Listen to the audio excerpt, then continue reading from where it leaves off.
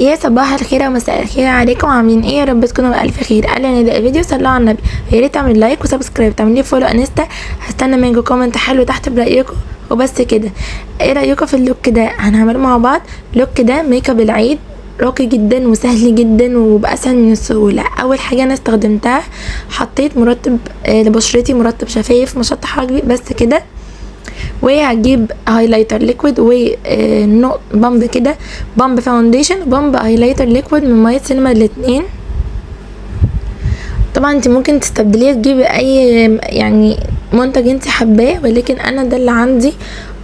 حبيت استخدمه معاكم، كمان هو رخيص مش غالي، وكان معايا او كان عندي من فتره يعني. المهم مكستهم مع بعض وحطيتهم على بشرتي بالشكل ده بايديا كده، وبقيت ادمج كده بصبعي، بحاول ادخل الفاونديشن في وشي، عشان يعني التكنيك ده بيبقى حلو قوي لتثبيت الفاونديشن اطول فتره ممكنه، اكتر كمان من انك تحطيه على طول وتدمجيه بسبونج او بفرشه. دي احسن طريقه ان انت تضمني بيها ان الفاونديشن بتاعك يفضل ثابت شويه حلوين. وبعد كده جبت الفرشه الكابوكي عشان يدمج لي كلهم مع بعض، يعني ايه، ياخد شويه من الفاونديشن وكمان يكون فلوريس كده وناعم. يعني كمان لسه همشي عليهم بالسبونج. خدت الكونسيلر من ميه سينما بدرجه غامقه ودرجه فاتحه، الدرجه دي درجه 103 والدرجه الفاتحه درجه 101، والاتنين حطيتهم كده بالشكل ده زي ما انتم شايفين. خدت حاجات بسيطه قوي قوي قوي وحطيتهم تحت العين وحوالين الفم وحوالين النوز كده يعني. وبعدين جبت الاسبونج بنفس، مش الاسبونج، الفرشه الكابوكي، بنفس الطريقه اللي انا عملتها في الفاونديشن عملتها في الكونسيلر، وبمد بقى الكونسيلر على بقيه بشرتي. انا ما بهتمش دايما بقرتي، لان انا مش بحب احط فيها فاونديشن كتير، لان دي يعني بالنسبه لي اكتر منطقه بتعرق هي والشنب، منطقه الشنب دول اكتر مناطق بتعرق، فانا مش بهتم قوي ان انا احط ايه فاونديشن في قرتي. جبت بقى الاسبونج وعملت وشي كله بالاسبونج زي ما انتم شايفين كده وبس. وبعد كده جبت بقى ايه روج على نود، حطيته كبلاشر. انا عايزه اللوك المره دي يكون على نود، مش عايزاه يكون على بينكات خالص. زي ما انتم شايفين كده حطيته، لما احتاج تاني احط عادي مفيش اي مشكله. احتاجت تاني وحطيت تاني في الخد ده عشان ده كان اقل شويه كمان. زي ما انتم شايفين كده ادى لون برونزر، بدل ما انا احط بقى كونتور وبلاشر وكده. انا حبيت ان انا يبقى خدودي كلها لونها برونزاج كده، وكاني قاعده تاين في الصيف بقى وكده. وبعدين خدت بقى الاسبونج ومشي على كل بشرتي، لان انا برضو زي ما انتم عارفين انا استخدمت فرشة البلاشر استخدمتها برضو، وبرضو بتسيب شعيرات كده في الوش، فانا عايزه الشعيرات دي تروح. جبت بقى ايه لوس باودر وثبت تحت عينيا الاول، لان دي اول منطقه بتخطط وبتبقى مش حلوه. حطيت بقى بالشكل ده على كامل بشرتي زي ما انت هتشوفوا دلوقتي. وبعدين ايه بحط بقى ايه حاجات خفيفه قوي، او يعني لما تيجي تحطي اللوس باودر لازم تنفضي الفرشه كويس قوي عشان ما تملكيش. انا كل مره بنسى ان انا انفضها وكانت بتغرقني. بصوا بقى يا جماعه، اللي هيسالني انا عامله ايه في حواجبي، انا ممشطه حواجبي، ممشطاها بمسكره فاضيه من ان المسكره دي حلوه للمشط بيها حواجبي ده عادي مفيهاش خالص، يعني انا مش حاطه لها اي لون. هنضف باي كونسيلر، اي كونسيلر عندك بقى بس يكون تقيل شويه لتحت الحواجب. وبس كده كمل معاكم بقى فيس اوفر عشان في دوشه حواليا. بفرشه بقى مبططه وبنضف تحت الحواجب زي ما انتم شايفين. لازم تكون فرشه مبططه كده وصغنونه في نفسها، وما تكونش فلافي. تكوني جايبه لي مثلا فرشه تخينه او مبططه وتخينه، مش تنفع خالص، ولا هترسمهم لك بطريقه حلوه ولا بطريقه محترفه. لازم تكون فرشه رفيعه ومبططه، حتى لو هي كانت فرشه الحواجب، لان انا معظم الوقت اصلا بنضف تحت حواجبي بفرشه الحواجب، عشان انا كده اصلا مش بستخدم فرشه الحواجب لحواجبي. وكمان في نفس الوقت انا حواجبي تقيله، ف يعني هستخدمها لايه؟ لما بعوز احط بقى يعني بتصرف بعمل حاجات كده وبتصرف. يعني انا مثلا بحب ان انا مؤخرا اعمل ايه بمسكرة فاضية وب يعني بمشطها كده وبس. يعني هي مجرد ان هي مشطة بتديها شكل حلو قوي. جبت بقى سبونج صغنونة ونضفت من تحت الحاجب الكونسيلر اللي انا حطيته. في ناس ما بتعرفش تثبت الحواجب، طب احنا حطينا بقى ايه اللون الكريمي ومش عارفين نثبته، ولو ثبتنا ممكن يبهدلنا الدنيا.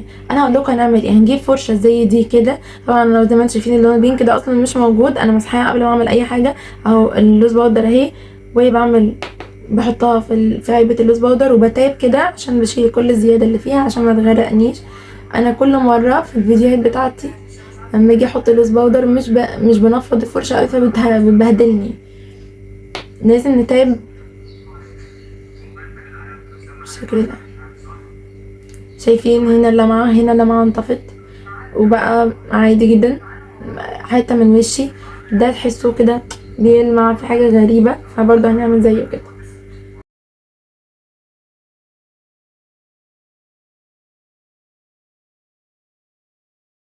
بصوا بقى يا بنات، هنستخدم مع بعض النهارده البالت دي هنستخدمها في ايه؟ هستخدمها كاي شادو، هستخدمها كبلاشر، ككونتور طبعا، بس انا مش هحط كونتور معاكم، انا حاطه اصلا كده اوريدي روج نود واستخدمته كبلاشر، وفي نفس الوقت بيحدد لي وشي او يبقى بدي لون برونزي كده وتين كده عشان احنا طبعا في الصيف.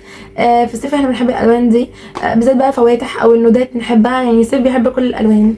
بصوا بقى، البالت دي من ارت سكين، حلوه جدا ورخيصه جدا، هتلاقوها في اي ستور. يعني دي كنت جايباها بحوالي 45-55 حاجه كده على ما اعتقد. كانت حلوه قوي بصراحه، وانا جايباها من وقت بصراحه مش من قريب، يعني جايباها داخله لي في سنه ولا حاجه، بس هتلاقوها يعني هي رخيصه وحلوه وهتلاقوها. وكمان منزلين منها هايلايتر.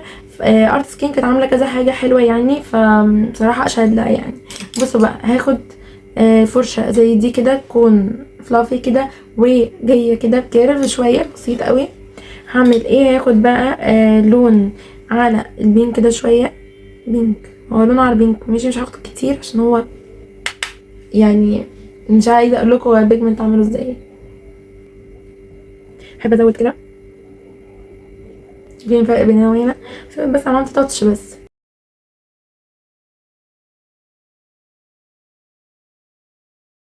وفي العين بقى هنعمل منها بقى ايه؟ اي شادو. هاخد فرشه برضو تكون مشطوفه كده زي ما انتم شايفين جاي كده. دي مكان اللوز باودر، لازم نفضها شويه حلوين كده.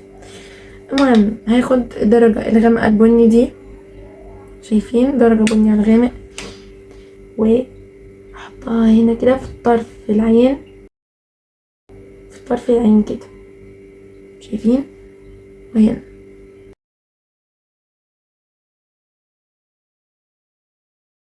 بس كده نطلعها بره بس شويه كاننا راسمين ايلاينر يعني زي ما انتم شايفين كده. هحاول بقى بنفس الفرشه عشان في بنات برضو ما عندهاش فرش كتير، فانا هحاول اهو امسحها في ايديا.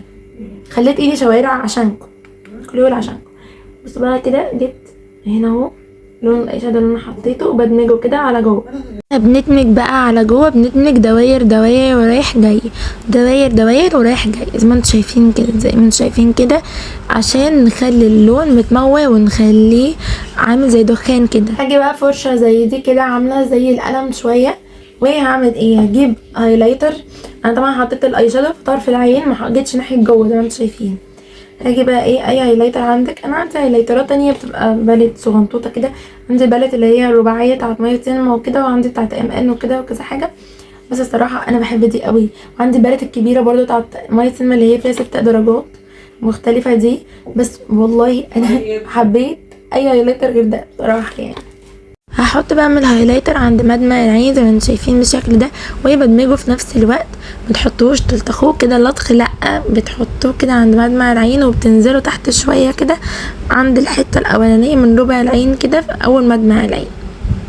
ما تطنشوش الحته دي لان الحته دي بتدي شكل حلو وكيوت كده اكتر من انك تحطيه من جوه العين كده من الطرف كده وخلاص على كده، لا انت تنزلي بيه تحت العين سيكه. حطيت عند النوز بالشكل ده بنفس الفرشه عشان الفرشه دي بتدمج لي الهايلايتر مكانه وبتخليه في مكان محدد وبتصغر لي المناخير وبتعمل لي كل حاجه يعني انا عايزاها وحباها. المره دي بقى انا مش حابه ان انا اخد هايلايتر بقى من ده لوشي، هاخد بقى ده. انا دايما بحب ابرز خدودي، بجيب فرشه البلاشر واحط بيها هايلايتر عادي جدا. بس طبعا انت لو عايز تحطي هايلايتر بالطريقه المعتاده اللي هي زي حرف الطولي كده من فوق وخلاص على كده بتدي ضي بس كده خفيف، انت حره.